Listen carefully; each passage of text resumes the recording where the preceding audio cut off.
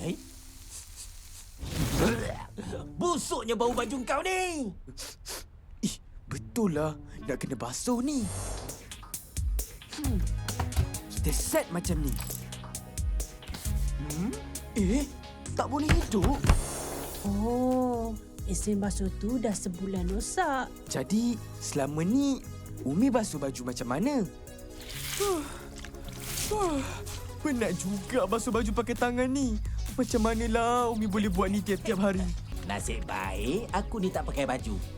Dapat ringankan beban Umi. Oh, kau nak ringankan beban Umi kan? Ha, miss sini. Mekabot, mechanize. Wait. Mecha washing machine.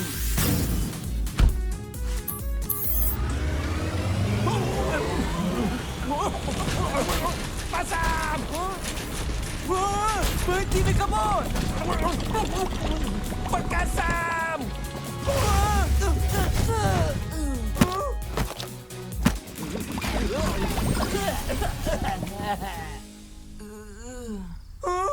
Apa yang kau dah buat ni? Aku ni robot pemusnah, bukan robot mesin basuh. Yelah, robot mesin basuh. Robot jahat Washimoshi dilepaskan. Kerana memilih khidmat, cuci-cuci, washi-moshi. Apa yang moshi-moshi boleh tolong? Boleh kau cuci semua baju kotor ni? Boleh!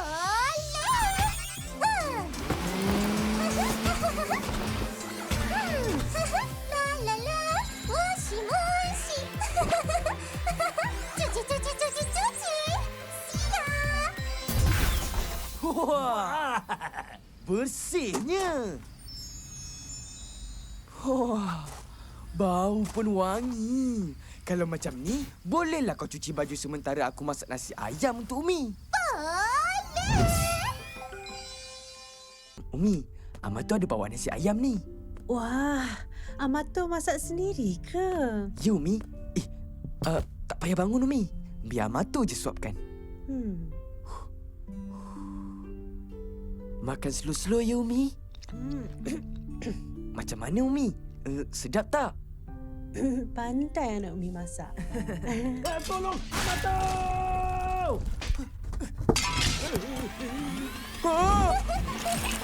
Apa dah jadi ni, Mekabot?